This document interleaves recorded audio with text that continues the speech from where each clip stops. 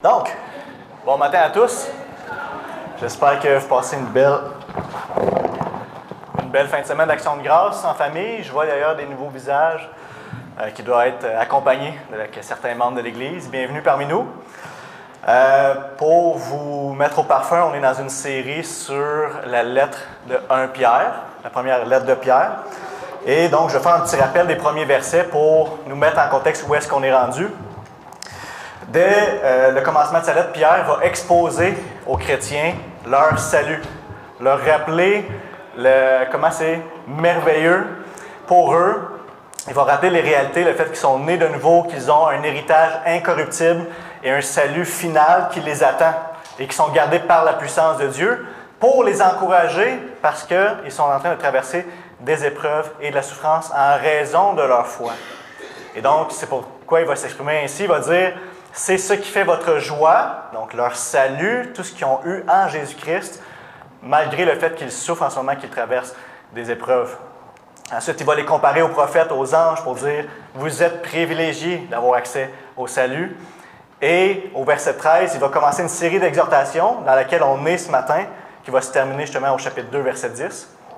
Il commence en disant de mettre toute leur espérance dans la gloire à venir, dans la grâce à venir.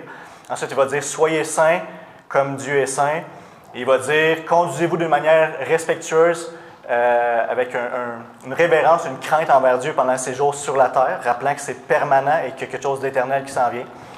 Et maintenant, on va être au verset 22, où il va faire une transition où c'était plus personnel avant, plus général, les exhortations. Maintenant, ça va être plus communautaire, donc au niveau de l'Église locale.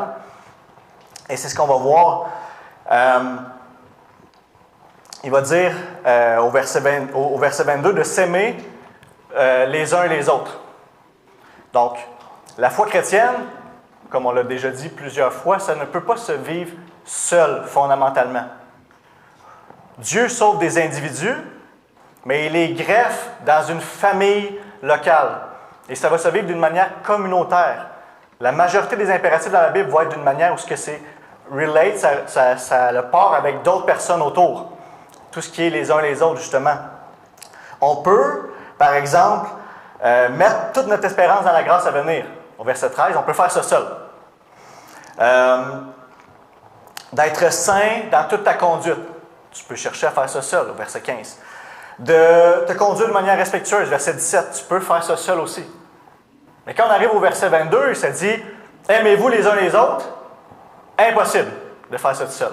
Il y a quelque chose dans la commande qui oblige à avoir d'autres personnes que tu vas aimer. Ça ne se fait pas ça, là.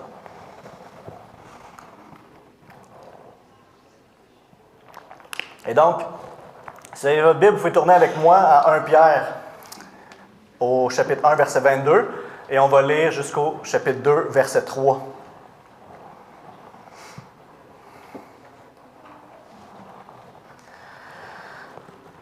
Vous avez purifié votre âme en obéissant par l'Esprit à la vérité, pour avoir un amour fraternel sincère. Aimez-vous donc ardemment les uns les autres d'un cœur pur. En effet, vous êtes nés de nouveau, non pas d'une semence corruptible, mais d'une semence incorruptible, grâce à la parole vivante et permanente de Dieu, car toute créature est comme l'herbe, et toute sa gloire est comme la fleur des champs. L'herbe sèche et la fleur tombe, mais la parole du Seigneur subsiste éternellement. Cette parole est justement celle qui vous a été annoncée dans l'Évangile. Débarrassez-vous donc de toute méchanceté, de toute ruse, de l'hypocrisie, l'envie et toute médisance. Et comme des enfants nouveau-nés, désirez le lait pur de la parole. Ainsi, grâce à lui, vous grandirez pour le salut, si du moins vous avez goûté que le Seigneur est bon. Prions ensemble. Père, on s'approche de toi ce matin par la foi, sachant que tu nous reçois, que tu nous aimes. On veut venir avec une assurance en Jésus-Christ, que son sang nous couvre, que tu as fait une œuvre glorieuse à notre égard, un amour qu'on n'aurait jamais pu espérer, Seigneur, d'un Dieu comme toi, nous qui sommes pécheurs. Mais on veut venir aussi avec une crainte respectueuse, révérentielle, parce qu'on s'adresse au Maître de l'univers, au Roi des rois. Et on veut ce matin écouter ta parole. On voit dans ce passage comment ta parole est puissante, elle est vivante, elle est éternelle, elle a un impact dans notre vie. Et on veut s'y soumettre, Seigneur, humblement, avec une écoute sérieuse. On te prie que ton esprit nous ouvre les oreilles et nous garde bien disposés à écouter. Parle-nous, Seigneur, en Jésus. Amen.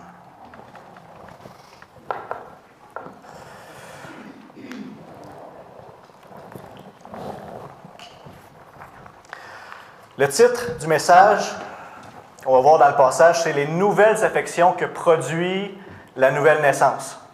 Donc, on va voir, Pierre va revenir sur la nouvelle naissance et va redéfinir ce vers quoi les chrétiens devraient aspirer ou aimer. Le premier point, donc la structure se formule ainsi. Le premier point sera un amour sincère pour les frères et sœurs, du chapitre 1, versets 22 à 25. Et le point numéro 2, un désir ardent pour la parole de Dieu, du chapitre 2, versets 1 à 3. Donc, dans la première section, René, si tu peux... Ah non, c'est moi qui ai là. Oui, c'est toi. Voilà. La structure ici. Premier point. Donc, dans la section ici, le point principal va se trouver au verset 22. C'est l'exhortation à l'impératif « Aimez-vous les uns les autres ». Okay? Donc ça, c'est le point principal. Et tout le reste autour sert à supporter, expliquer ce point-là. Donc, comme à son habitude, Pierre va revenir enraciner son commandement dans la grâce de Dieu, dans qui ils sont déjà. Vous vous rappelez comme il avait fait, vous êtes des enfants de Dieu, Dieu est saint, soyez saints. Et ici, ça va être le même principe. Vous êtes nés de nouveau, c'est en sandwich, nés de nouveau au verset 23, et juste avant, vous avez purifié votre âme, qui réfère au même événement. Et il va dire, aimez-vous les uns les autres. Et là, on va voir que Dieu est amour. Et donc, si on est enfant de Dieu, on devrait s'aimer les uns les autres. On est maintenant une famille en Jésus. Et le verset 24 et 25 va venir expliquer le verset 23.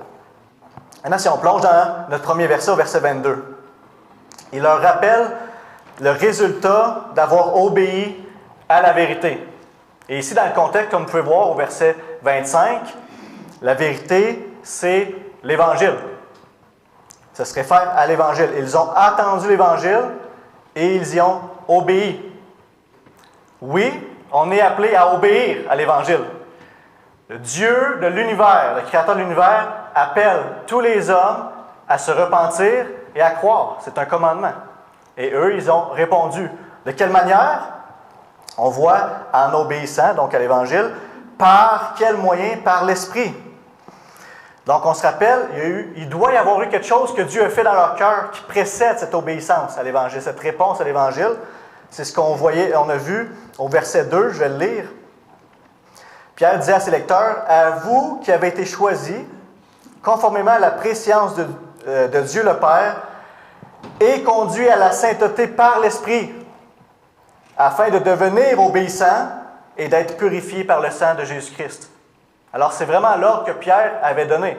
Vous avez été choisis par Dieu, vous avez été sanctifiés par l'Esprit, afin de devenir obéissants, c'est ce qu'il dit ici. Devenir obéissants pour être purifiés par le sang de Jésus, qui avait dit aussi au verset 17, 18. Et donc, il va dire, vous avez sanctifié, vous avez purifié votre âme pour, et ici dans le texte, on voit le pour. C'est toujours important de voir ces petits mots-là qui font des liens ensemble. Le pour va dénoter la raison, le but. Et on est habitué à ce que le but de notre salut, ce soit pour la gloire de Dieu. Pour célébrer les louanges de la grâce de Dieu. Et ici, on a quelque chose de particulier, de plus spécifique. C'est pour avoir un amour fraternel sincère. Dieu, le but du salut de Dieu, c'est de réconcilier l'humanité à lui, d'une manière verticale, homme et Dieu, mais aussi d'une manière horizontale. Les hommes, l'humanité, hommes, avec les autres hommes. Et ça va se faire dans la nouvelle création de Dieu qu'il est en train de faire dans les frères et sœurs. Les chrétiens sont le début de cette restauration-là des uns envers les autres. Il va y avoir, on est appelé à aimer notre prochain comme nous-mêmes, Mais dans l'Église locale, avec les frères et sœurs, il va y avoir un amour qui est encore plus loin que simplement aimer comme nous-mêmes. Et c'est ce qu'on va voir ici. Le mot qui est utilisé, qui est traduit par amour fraternel, c'est le mot Philadelphia, comme le fromage, c'est simple. C'est un terme qui est utilisé dans la société grecque à cette époque-là pour dénoter un amour entre les frères et sœurs biologiques, de sang. Donc, les enfants de même parents. Et c'est un amour qui est émotionnel et avec des sentiments. Écoutez bien, parce qu'on est habitué, on sait que la définition de l'amour dans la société était super malmenée, puis on ne sait plus c'est quoi que ça veut dire. Hein? On veut aimer, mais on ne sait pas quoi faire réellement. C'est ce que ça veut dire. Puis le danger, souvent, on va dire, mais c'est pas juste un sentiment envers l'autre, c'est de l'aimer en action. C'est vrai, mais attention. Pierre, il va dire ici, pour un amour fraternel sincère, et ensuite il va dire, aimez-vous les uns les autres, c'est deux termes différents. Le premier ici, c'est un amour fraternel, qui dénote un amour avec des sentiments, réellement.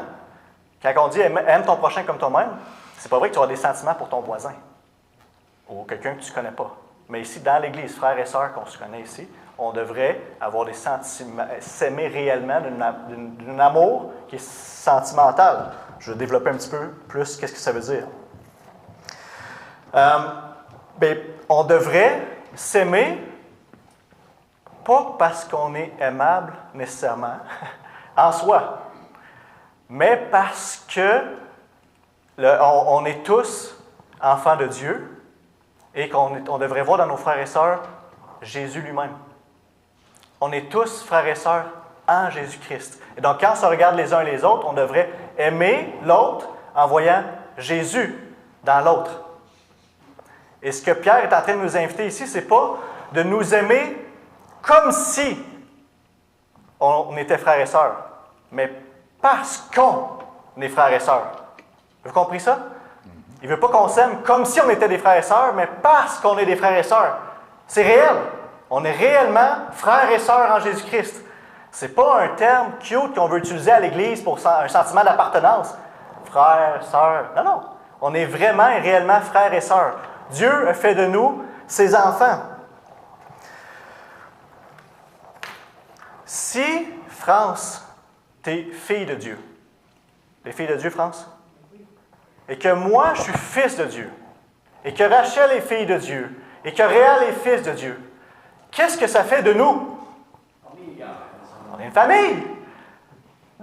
Il y a le fait que Dieu nous sauve, ça nous rend en obligation envers les autres qui sauvent aussi, parce qu'on est liés pour l'éternité. C'est pour ça qu'il va, après ça, utiliser la semence éternelle incorruptible. Comme on a chanté le chant tantôt, Dieu va toujours nous aimer. On va toujours s'aimer, nous aussi.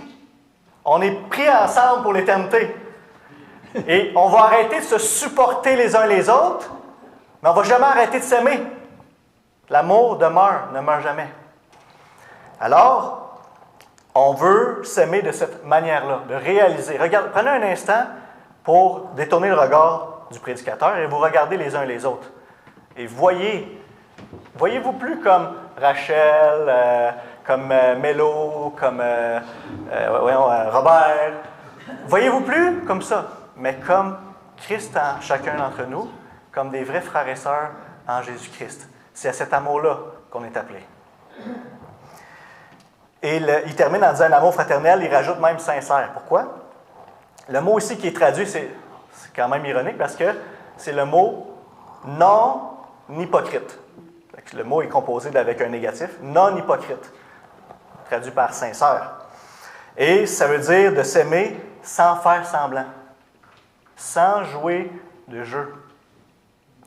Et Pierre veut prévenir ça, et je vais y revenir plus tard plus en détail parce qu'il va définir, débarrassez-vous, il va y avoir de l'hypocrisie, fait que je vais revenir plus en détail. Mais c'est un danger. Si on ne s'aime pas réellement comme ça, c'est sûr qu'on va tomber dans l'hypocrisie. On se voit, on se côtoie dans l'église, on va serrer la main, comment ça va, on serre dans nos bras. Si on se dit, je suis content de te voir, ou hey, c'est fun, puis que c'est pas vrai, on est hypocrite. Alors, Pierre veut nous rappeler la réalité. Pourquoi est-ce qu'il rappelle les réalités spirituelles en Jésus-Christ? Pour qu'on y croie et pour qu'on agisse ainsi. Et pour qu'on s'aime. Pour qu'on s'aime, pour éviter l'hypocrisie, qui va être assurée si on ne s'aime pas pour de vrai. Premier amour, amour fraternel sincère. Le but, un des buts de notre salut. Il faut quand même réaliser ça. Ensuite, il va dire, on arrive à notre point principal du passage, aimez-vous donc. Et encore une fois, l'aspect de relation, mot de relation, donc, vous avez été sauvés pour un amour sincère, aimez-vous donc les uns les autres d'un cœur pur. On sait, Jésus nous l'a dit, l'amour est l'accomplissement de la loi. L'amour ne veut pas de mal à son prochain. Au contraire, il cherche activement son bien. Donc, ça devrait découler naturellement de notre nouvelle nature, mais c'est aussi commandé. L'amour chrétien est commandé. Aimez-vous. C'est quoi ça? Ça va être défini en partie au chapitre 2, verset 1, tantôt on va le voir. Il va expliquer qu'il y a des implications éthiques de manière de se traiter les uns les autres qui va manifester l'amour ou non. Je vais y revenir tantôt. Et comme j'ai dit tantôt, le fait qu'on est né de Dieu, arrêtez-vous sur cette vérité-là, on est né de Dieu, Dieu est amour, et donc on doit, nous aussi, aimer les autres. Dieu est saint, soyons saints. Dieu est amour, aimons les autres. On doit refléter le caractère de Dieu dans notre vie, en particulier ici dans l'Église locale. Le terme, l'impératif « aimez-vous » est à l'aoriste dans la conjugaison, ça dénote un sentiment d'urgence. C'est pas, Pierre ne dit pas quelque chose que tu peux dire « je vais y penser, je vais essayer de mon mieux ». Pierre, il dit « fais ça ». Tu le fais, c'est maintenant. C'est maintenant et c'est tout le temps. Pourquoi? Il va enraciner ce commandement-là en expliquant par après qu'on est né de la semence de Dieu qui est éternelle. Et comme je disais tantôt, on va s'aimer pour toujours. Il y a cet impact-là qui devrait être permanent, constant, comme Dieu lui-même. Dieu ne change pas, Dieu est toujours le même. On devrait s'aimer avec ce même amour-là les uns et les autres, qui n'est pas chambranlant, qui change ou justement hypocrite ou non sincère. Le terme ici, comme je disais, qui était différent de tantôt, c'est un amour qui est réfléchi, qui est intelligent et qui se manifeste par les actions. C'est l'amour qu'on est habitué d'entendre biblique. C'est ce qu'on voit dans la prière de Paul, par exemple en Philippiens 1,9, où il dit « Ce que je demande dans mes prières, c'est que votre amour augmente de plus en plus. De quelle manière? En connaissance et en pleine intelligence. » C'est cet amour-là. On veut discerner davantage quelle est la volonté de Dieu, comment bien aimer, et on veut aimer de cette manière-là. C'est un amour qui est rationnel, de bonne volonté, et qui désire le plus grand bien de celui qu'on aime. Maintenant, de quelle manière on fait ça? Le texte nous donne 2 indices.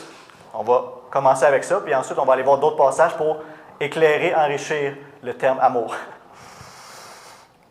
Le texte nous dit la source et l'intensité. La source, c'est d'un cœur pur, et l'intensité, c'est ardemment. Donc, le cœur, on sait que ce n'est pas, que la Bible utilise, en général, ce n'est pas l'organe qui pompe du sang ici. C'est le centre de notre être où il y a nos pensées, nos motivations et notre volonté.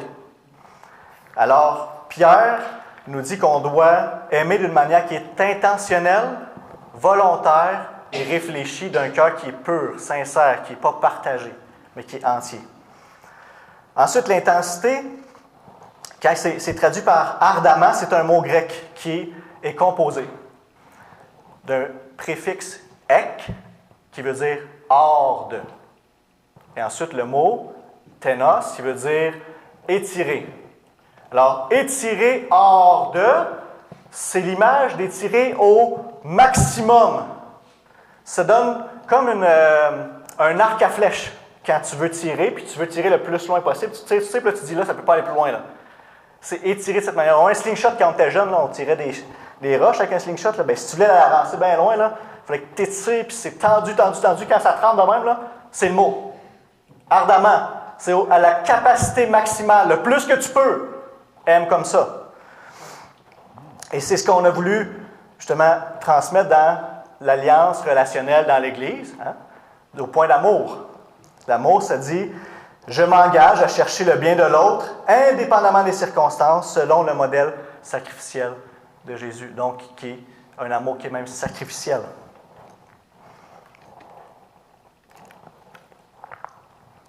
Et comme j'ai dit, je veux maintenant aller chercher d'autres passages pour informer l'amour biblique, pour nous aider à bien comprendre le commandement ici. En 1 Corinthiens 13, quel beau passage pour les couples, hein? Le mariage, c'est souvent lu, c'est sur les signets. Mais on oublie que 1 Corinthiens 13 là, est en plein milieu d'un Corinthiens 12 et 14, qui est une section sur l'Église locale. C'est un amour qu'on devrait vivre, premièrement, d'une manière la plus excellente et la plus dans un couple, c'est sûr. Mais dans l'Église locale. Écoutez bien. Paul il dit, « Si je parle la langue des hommes et même celle des anges, mais que je n'ai pas l'amour, je suis un cuivre qui résonne ou une cymbale qui retentit. » Tu fatigues le monde. Fatigant. « Si j'ai le don de prophétie, la compréhension de tous les mystères et toute la connaissance, si j'ai même la foi jusqu'à transporter les montagnes, mais que je n'ai pas l'amour, je suis rien. » Comme chrétien, là, on a plein de choses qu'on veut faire. Hein? On veut être fidèle dans notre culte personnel. On veut être actif dans l'Église à servir. On veut, nomme toutes les choses que tu veux mettre là. Si tu fais tout ça, là, puis que tu n'aimes pas le commandement qu'on a là, aimez-vous les uns les autres, parce que où ça se vit le plus. Tu sais, Paul parle d'un jour où Dieu va juger et qu'il y a des choses qui vont traverser, il y en a d'autres qui vont brûler.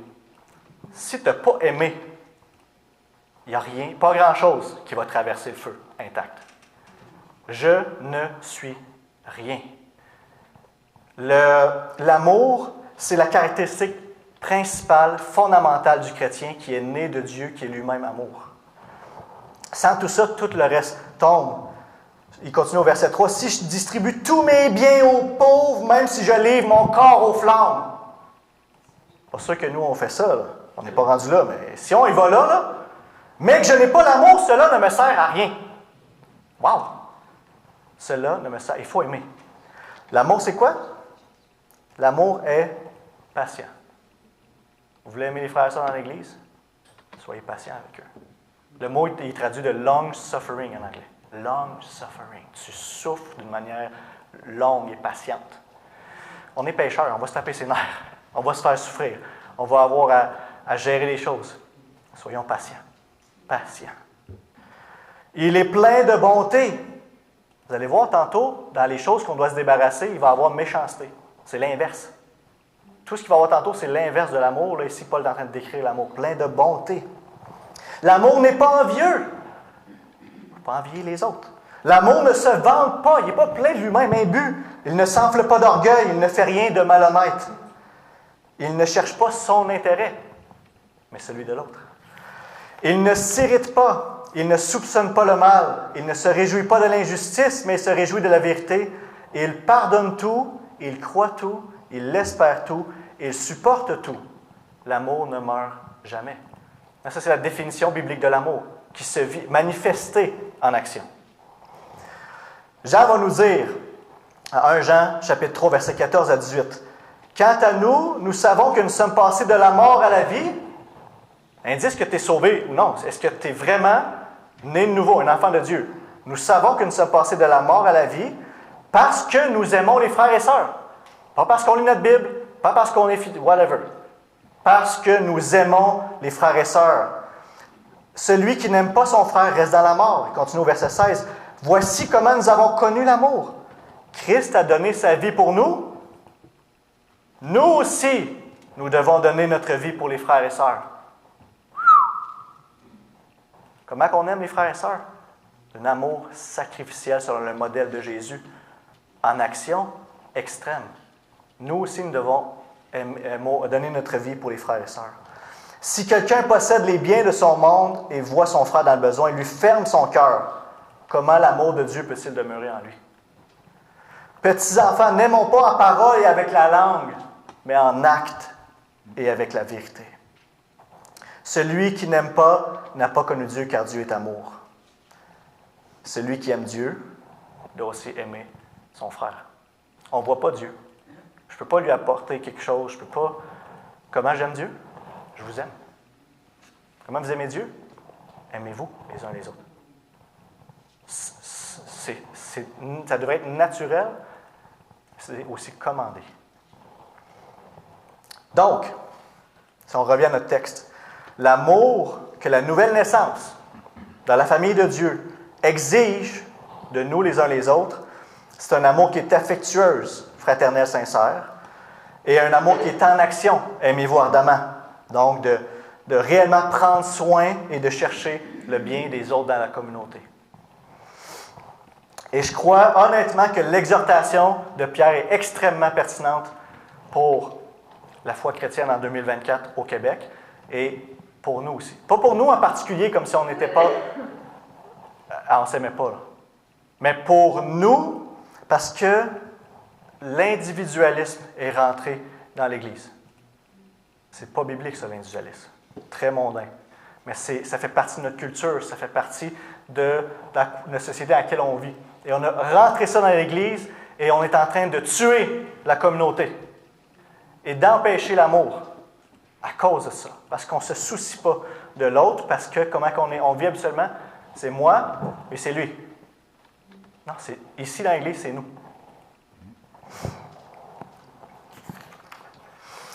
Comment je peux aimer tout le monde dans l'Église? Première des choses, c'est, j'encouragerais à commencer à prier pour les autres membres de l'Église. Des choses que moi j'ai découvert, c'est qu'à force de prier pour les gens, il y a un amour naturel qui se développe. Puis qu'est-ce que ça l'engendre? Tu peux aller voir le frère, la sœur le matin et dire « Comment ça va? Je prie pour toi. De quelle manière est-ce que je peux prier plus spécifiquement? Est-ce quelque chose que tu vis? » La personne est édifiée, elle se sent aimée, elle partage avec toi, tu pries pour elle, tu fais un suivi par la suite, et ainsi de suite. Et il y a une dynamique d'amour qui s'installe dans l'Église. Pour commencer avec la prière, ça tu peux le faire avec tous les membres. S'il y a quelque chose de concret que tu peux faire quand tu parles avec la personne, si c'est possible et si tu es capable de le faire, on peut le faire aussi. Et évidemment, on peut le vivre d'une manière qui est plus tangible, plus concrète dans les groupes vie. C'est une des choses qu'on veut faire, vivre d'une manière qui est une proximité plus grande dans les groupes vie, mais sans négliger aussi les autres de l'Église. Pour ne pas faire comme des petites familles au sein d'une grande famille. Pas oublier les autres. Donc le point, c'est de chercher ardemment, intentionnellement le bien des autres. On va le voir tantôt, c'est pas parler dans le dos des autres. C'est plutôt des paroles d'encouragement. C'est de chercher si on peut intentionnellement aider, que ce soit donner un livre, que ce soit donner de l'argent si quelqu'un en a besoin, que ce soit remplir les cases de comment est-ce qu'on peut s'aimer concrètement.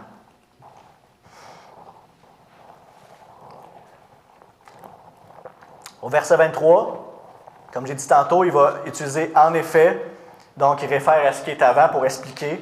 Vous êtes nés de nouveau, pas d'une semence corruptible, mais d'une semence incorruptible, grâce à la parole vivante et permanente de Dieu. Donc c'est par ça, par la parole, ils sont nés. La parole de Dieu engendre la vie spirituelle. Et il va utiliser le même terme qu'il avait utilisé au verset 4 pour parler de l'héritage, qui était incorruptible, et la parole de Dieu incorruptible. Et donc les deux revêtent la nature de Dieu, l'incorruptibilité, éternelle, permanente. Et elle est vivante, donc non seulement elle donne la vie, mais elle la maintient, et elle permet aussi la croissance, comme on va le voir tantôt, de cette nouvelle vie pour devenir plus mature. Et comme j'ai dit tantôt, le verset 24 et 25 va servir à soutenir. La première lecture, ça semble étrange de lire le car ici. Car. Puis on dit, bon, il va expliquer quelque chose. Puis là, il cite Ésaïe pour dire que la nature humaine est temporaire alors que ce que Dieu fait est éternel. On dit, mais pourquoi il cite ça? Mais il explique que la réponse est dans le verset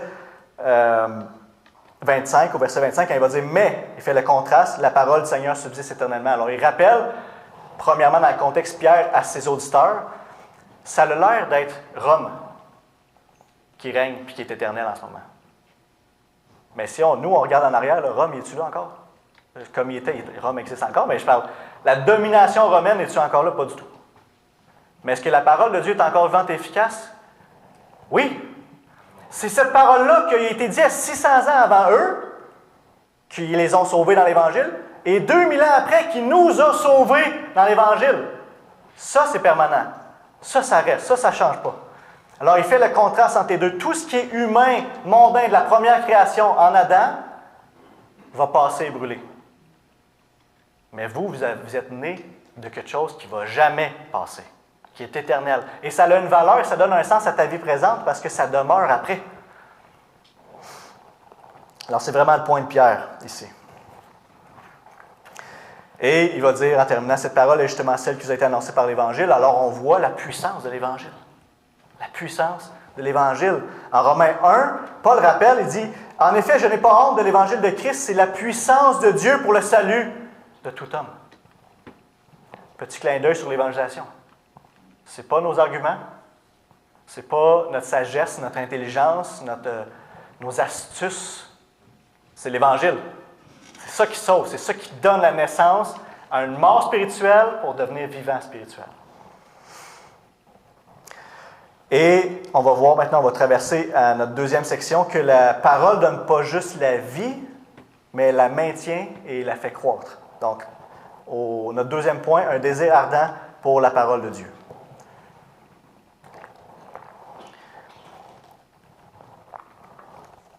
Pierre va commencer par une série de choses qu'on doit se débarrasser.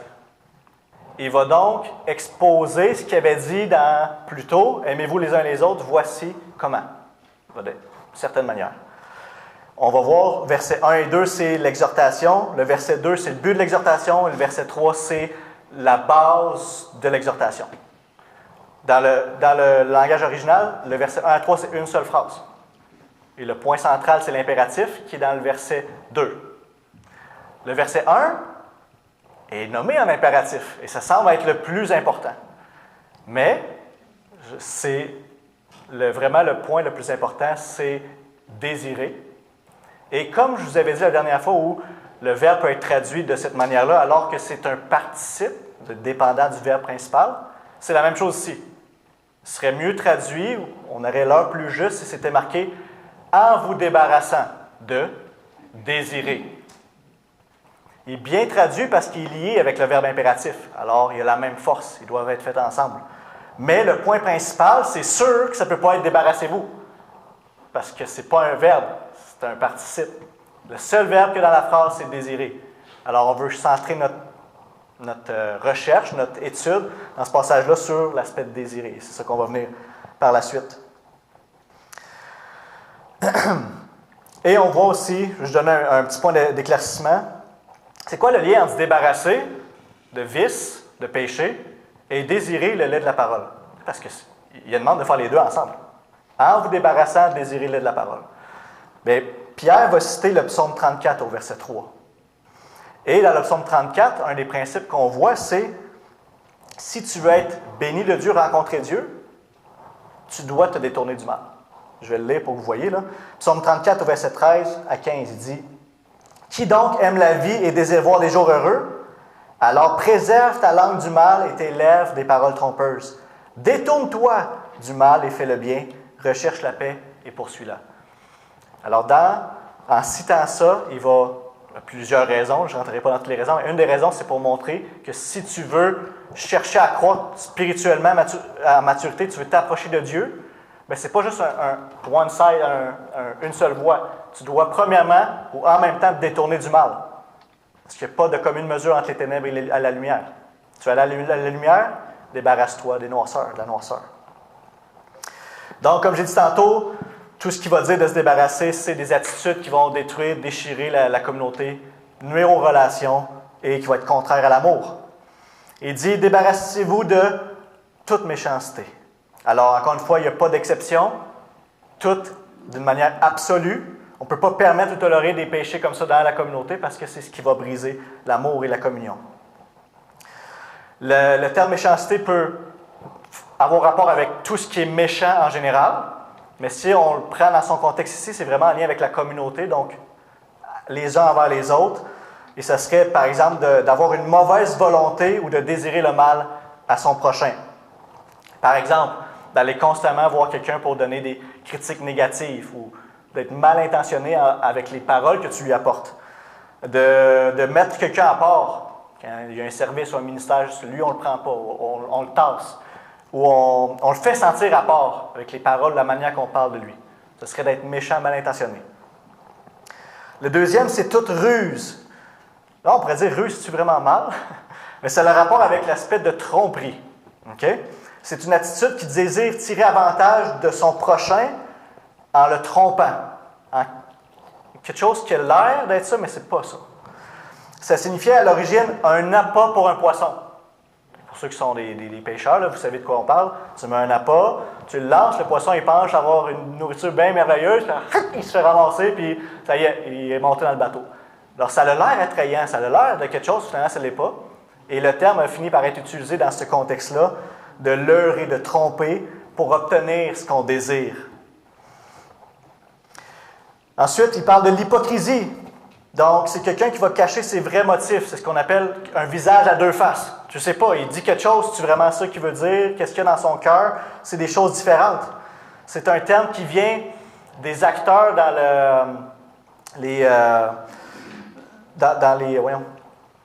où ce qui faisait du dramaturge, dramatique, ils mettaient des masques devant leur visage pour jouer leur rôle. Puis c'était pas leur vraie identité. Alors le terme vient de cet aspect-là. Alors ça peut nous aider à comprendre qu'est-ce que ça veut dire. C'est que ce que tu vas dire, ce que tu veux faire n'est pas cohérent avec ce que tu as dans le cœur et avec tes vraies intentions. Par exemple, comme je disais tantôt, c'est un danger. Si on n'obéit pas au premier commandement puis qu'on ne s'aime pas réellement, puis qu'on se croise puis qu'on se dit « Je suis tellement content de te voir », puis que c'est pas vrai, mais c'est l'hypocrisie. C'est mal. Alors on doit remplir le premier commandement et on doit faire attention à ne pas tomber dans cette hypocrisie-là. On doit se battre pour ça. Pas pour être plus gentil parce que le Seigneur nous le demande. Pour garder l'amour dans la communauté. Par exemple, ok, c'est l'exemple que j'avais. Ensuite, on passe à l'envie. L'envie, c'est le sentiment d'être mécontent lorsque je vois que l'autre est avantagé. Quelque chose que moi, j'aimerais avoir. C'est d'avoir envie de ce que l'autre a, puis qu'on est même prêt à l'abaisser ou à lui enlever pour que nous, on puisse l'obtenir. C'est malveillant, c'est regarder quelqu'un avec un œil jaloux. Les synonymes sont la jalousie, la convoitise. C'est souvent mêlé d'une haine envers l'autre personne qui ne va pas se traduire souvent de manière consciente, mais dans les paroles et les actions envers l'autre. Et c'est le contraire de l'amour littéralement, parce que l'amour cherche le bien de l'autre, alors que l'envie cherche à le faire chuter, puis à prendre ce que lui a pour mon avantage à moi. Des exemples dans l'Église sont nombreux. Le don d'un frère ou d'une sœur que lui a, que moi j'aimerais avoir. La relation de couple. Si tu es célibataire dans la salle, il y en a d'autres qui se marient. Puis tu peux envier et en tomber à avoir de la haine. L'avancement d'un frère ou d'une sœur dans sa carrière ou dans son développement dans l'Église, qui aspire à un ministère puis qui se développe bien, puis toi c'est plus lent, ou peu importe. C'est toutes des choses qui vont être très tangibles dans l'Église. Il faut faire attention à l'envie. Les enfants.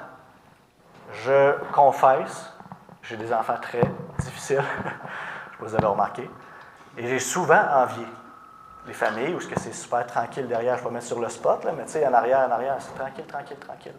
Là, je me disais, pourquoi c'est pas moi et mes enfants, moi, t'sais? Puis j'enviais. C'est dangereux de tomber dans le malsain, dans le mal. Toute médisance. On parle ici des paroles qui parlent en mal, qui abaissent le prochain, qui salissent, c'est souvent dirigé vers le caractère de la personne. Ce ne sera pas sur quelque chose qu'il va avoir fait, mais plutôt sur qui il est lui-même. C'est un vice qui s'attaque au caractère qui est fait dans le dos. Et souvent, on va vouloir soit nier ou noircir un trait de caractère. Et des fois, ça va être littéralement pour dire du mal. On ne peut pas se fier à lui, il est lâche, il est niaiseux. Mais des fois, on va même prendre les bonnes choses qu'il fait, puis on va lui mettre des mauvaises intentions. Ah, elle sert partout dans l'Église, cette madame-là, mais parce qu'elle veut bien paraître. Ah, il prie là, tout le temps, lui, mais c'est parce qu'il veut qu'on l'entende puis lui montrer qu'il sait prier. Ben, tu ne sais pas. Tu ne sais pas. C'est vraiment donner des mauvaises intentions de dire ça de cette personne-là. Dans l'Église, on devrait parler en bien des autres. Paul va dire que ce soit pour une parole qui va édifier ou encourager. Sinon, parlez pas. Attendez que votre cœur soit en règle, soit correct, et vous parlerez après. On devrait se concentrer sur les choses honorables des autres. On peut dire d'eux. Faire attention de dire « Je suis d'abaisser à parler de leur caractère en disant, hey, d'aller voir un autre frère ou une sœur pour dire, hey, il faut absolument que je te dise ça. Réfléchis avant de le dire, à quoi ça sert que je dise ça? Est-ce que c'est juste pour exprimer une situation qui est arrivée qui va noircir l'autre? Si la réponse à cette question-là, c'est oui, non, dis-le pas.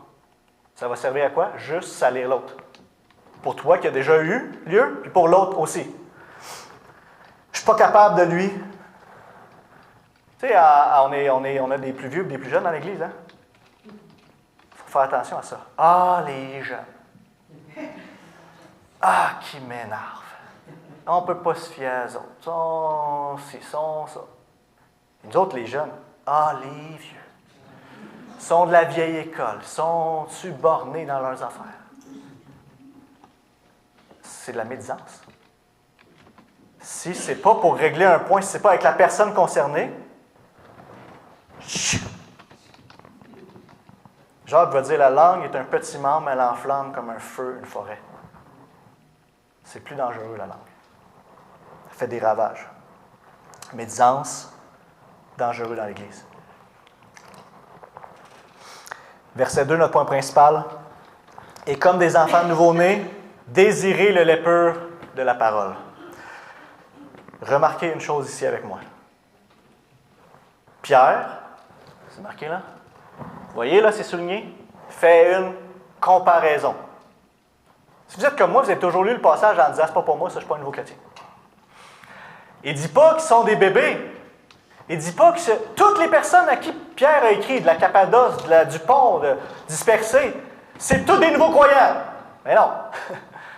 Il dit comme la manière que les nouveau-nés désirent le lait, vous aussi désirez-le de cette même manière-là, comme des bébés. Le commandement ici, c'est pour toutes nous autres. Tu as 50 ans de vie chrétienne, désire-le comme un bébé. C'est pas pour les nouveaux croyants. C'est pour les nouveaux croyants, mais c'est pas juste pour eux. C'est une comparaison. Comme un bébé désire le lait, avez-vous déjà vu un bébé qui désire du lait? Les mamans dans la salle, vous savez de quoi on parle. Les papas aussi, parce que ici, là, c'est frais. Ça veut le lait. Je ne ferai pas d'imitation parce que je suis filmé, là. Mais quand c'est ouais, puis que je pense que ça tuerait un humain si c'était capable pour avoir le lait. Là. C'est comme, ça veut le lait, ça le désire. Puis quand ils ont le sang en bouche, ça y va. Ils désirent. Pierre, c'est une image qu'il veut nous donner. Pour qu'on voit, que ce soit plus clair. Il ne dit pas juste comme, d'une manière très... On voit dans l'Ancien Testament, ensemble où on chemine, l'utilisation des images ou de la poésie pour que ça devienne plus vrai, qu'on puisse le voir. Mais là, il utilise une image pour qu'on puisse saisir à quel point on devrait désirer. Et donc, ce n'est pas juste de désirer du lait, c'est de le désirer de cette manière-là, et c'est ce qui va faire en sorte qu'on va croître spirituellement. Le verbe qui est traduit ici, ok, je ne l'ai pas là, c'est ça. Oui, ok, excuse. Désirer, c'est un verbe qui est composé, et si on le traduisait littéralement, ça serait surdésirer. Et c'est pour ça qu'habituellement, c'est traduit par désirer ardemment dans les autres traductions. Et le mot est utilisé pour un désir qu'on devrait avoir envers Dieu lui-même. Dans l'Ancien Testament, dans le psaume 42, je donne un exemple, c'est traduit par le verbe soupirer après. Soupirer après. Il va dire, je soupire comme une biche soupire après les cours d'eau, ainsi mon âme soupire après toi, ô Dieu. C'est le même mot ici qui est utilisé pour la parole de Dieu. Et ce n'est pas qu'on désire la parole de Dieu en soi, on désire Dieu et il se communique ou nous nourrit par sa parole. Et c'est justement pourquoi Pierre va bâtir son argument au verset 3 en disant « Si vous avez goûté que le Seigneur est bon », alors il parle du Seigneur lui-même, manifesté dans sa parole ici. C'est le moyen par lequel Dieu sanctifie, c'est à travers la raison. Il y a plusieurs confusions à ce niveau-là, peut-être de comment est-ce qu'on grandit comme chrétien. Et des fois, ça va être passé du super mystique au super intellectuel. Le point, c'est que Dieu va nous transformer au travers des informations qu'on va être capable de comprendre. Écoutez bien dans Romains 12, verset 2, il va dire « soyez transformés, vous grandissez en maturité, par le moyen, le renouvellement de votre intelligence. » C'est le moyen de grandir. Donc, ce n'est pas premièrement mystique, mais plutôt rationnel, dans le sens où c'est informé et soutenu par la parole de Dieu. C'est de cette manière-là qu'on va grandir en ingérant les nutriments spirituels de la parole. Écoutez, c'est quoi la parole de Dieu? Dieu a tout créé, l'univers et tout ce qu'il contient, par sa parole. C'est de ça qu'on doit se nourrir. En 2 Timothée 3,16, toute l'Écriture, la parole, est inspirée de Dieu, utile pour enseigner, pour convaincre, pour corriger, pour instruire dans la justice, afin que l'homme de Dieu soit formé et équipé pour toute bonne œuvre, prêt pour toute bonne œuvre. Et Christ est la parole incarnée, et on a accès à la parole écrite, et en se nourrissant de la parole écrite ou entendue, on se nourrit de Christ lui-même. Je cite un auteur qui est malheureusement inconnu, mais il dit « Pour le chrétien, il n'y a pas de nourriture à l'extérieur de Christ. » Et c'est un peu ce que Matthieu disait tantôt, où, quand on prend le repas du Seigneur, il disait « On feast », en anglais, il avait dit « On feast », on se délecte de Jésus. Tous nos nutriments vitaux, tout ce qui est nécessaire à notre croissance spirituelle est en lui. Il est notre nourriture spirituelle, il est le pain de vie. Hein? Vous vous rappelez, il s'est présenté de cette manière-là. Comme ici, c'est le lait, c'est pas physique, ça ne répond pas à nos besoins physiques. C'est un lait qui répond à notre besoin spirituel. Alors, Jésus est le pain qui nourrit nos âmes. Et Dieu a dit, l'homme ne vivra pas de pain seulement, mais de toute parole qui sort de la bouche de Dieu. Réalisez-vous l'importance, c'est pas important, c'est nécessaire. Nécessaire. Et le rôle de la parole de Dieu dans notre vie, des fois, on va dire, c'est trop simple. Naturellement, on a tendance à dire, si je veux grandir comme chrétien, il faut que je cherche d'autres choses que la parole de Dieu. Je vais aller écouter des podcasts, je vais aller voir des conférences, je vais servir plus à l'Église. C'est toutes des bonnes choses. Mais réalisez une chose, il y a un seul moyen de grandir. Notre nutriment, le nutriment principal, je ne dis pas que c'est le seul, c'est le principal, c'est notre texte, que Dieu va nous faire grandir. Tu veux grandir en Jésus-Christ? Tu veux grandir en maturité? Il n'y a pas de secret, il n'y a pas de recette magique. Tu dois désirer et t'exposer plus à la parole de Dieu. Reçu par la foi. Juste lire la Bible pour lire la Bible, il n'y aura pas de fruits spirituels magiques. Reçu par la foi, avec humilité, désirant l'obéir. Et tu vas grandir. Tu vas grandir. C'est ça que le texte dit. Le danger, c'est de dire aux chrétiens, lisez plus votre Bible. Comment ça sonne, ça? Super, comment on dit ça? Légaliste, merci. Super légaliste. Mais souvent, là, ce que je veux que vous voyez, c'est que ce ne soit pas Hugo qui vous le dise. Voyez dans votre texte. Si vous êtes convaincu par le texte biblique que vous devriez, que c'est nécessaire à votre vie, puis à quel point c'est important, bien là, agissez en conséquence. Le point souvent, ce n'est pas qu'on ne le sait pas. C'est qu'on n'y croit pas assez.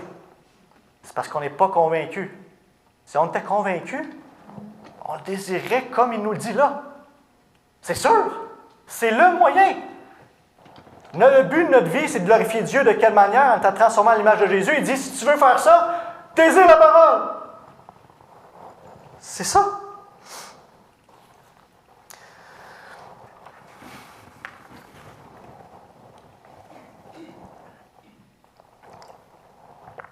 Et, puisqu'on est dans un contexte communautaire, la santé de l'Église, de la communauté, de l'ensemble, va dépendre de la santé des individus. C'est pas vrai qu'on a une santé commune comme si on était une seule entité. La santé de l'Église dépend de la santé spirituelle de chacun des croyants. C'est pour ça que dans l'Alliance relationnelle, on s'encourage à dire « Je veux m'engager à chercher à ce que les autres aussi croisent dans la sanctification », numéro 2. Alors, on est dépendants les uns les autres de notre santé et c'est pour ça, comme Église, qu'on veut s'exposer le plus possible à la parole de Dieu. C'est pour ça qu'on fait, dans la liturgie, un appel à la louange basé sur un texte, souvent un psaume. On va faire une confession, un cycle de loi où on va lire la parole de Dieu, on va se repentir et attendre l'assurance avec un verset biblique. On va lire des textes qui sont en lien avec la prédication dans l'Ancien et dans le Nouveau Testament pour nourrir le peuple d'une manière diversifiée, tout le conseil de Dieu. On veut que le peuple, le troupeau, mange ensemble.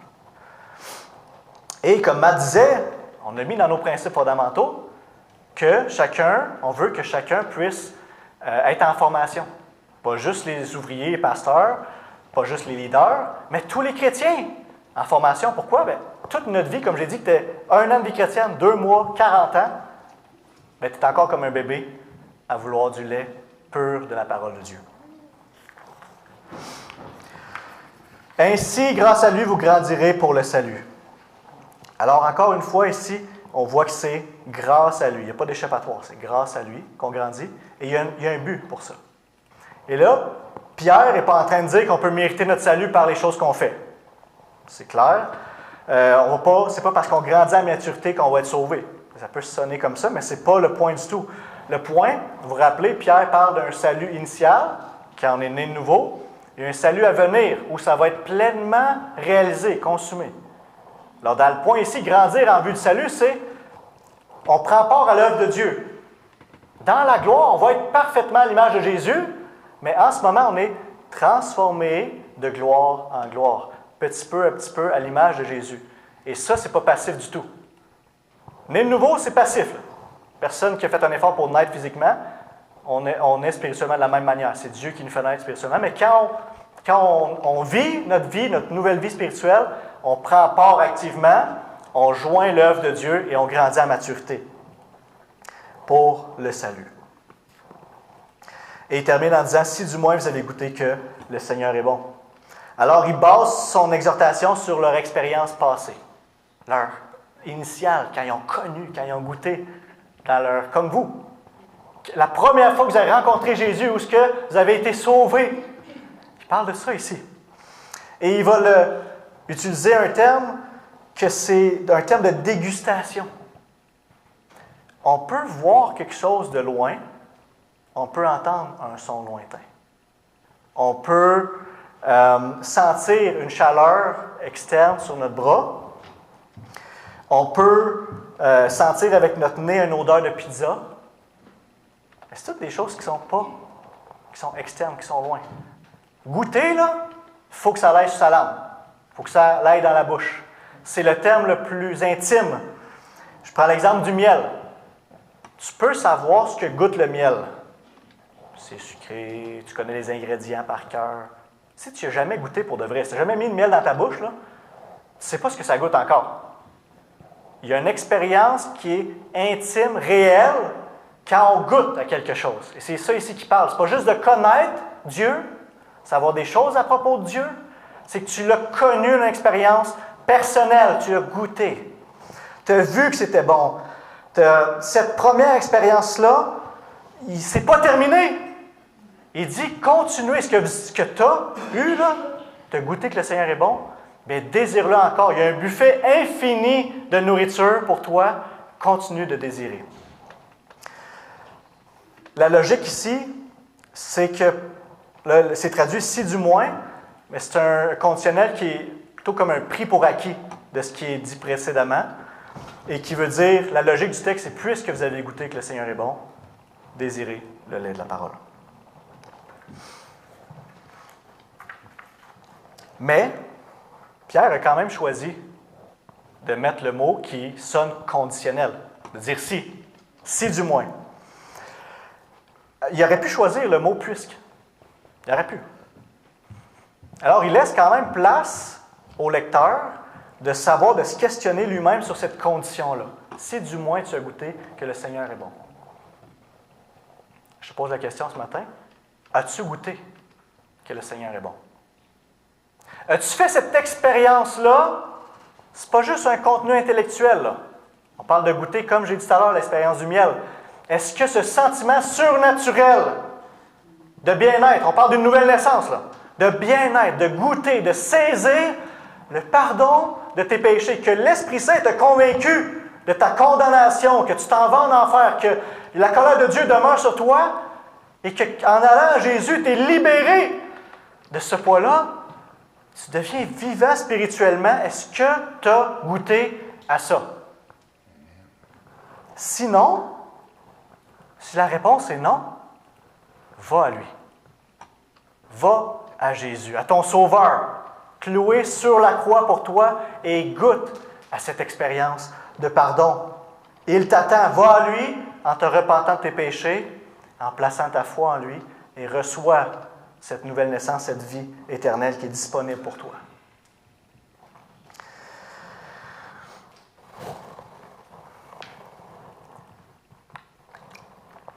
Et je conclue simplement en disant que cette nouvelle naissance que Pierre nous parle abondamment, le fait d'être passé de la mort spirituelle à la vie spirituelle, va nécessairement produire, engendrer des affections qui sont nouvelles pour nous, les chrétiens.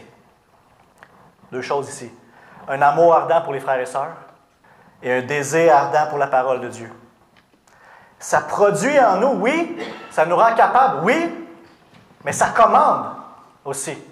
C'est pas passif le texte ici, c'est très autoritaire, très directif, c'est fait à l'impératif. Faites ceci. Aimez-vous les uns les autres. Vous faites partie maintenant de la famille de Dieu. Il y a une réalité nouvelle qui a des engagements, des implications pour vous. Aimez les frères et sœurs. Désirez la parole de Dieu. Comme un bébé qui désire le lait maternel pour rester en vie et pour grandir, désirez rencontrer le Seigneur lui-même. Si vous avez goûté que le Seigneur est bon, recherchez-le abondamment dans sa parole, où il se communique, où il se révèle, où on peut se nourrir de lui. Prions ensemble.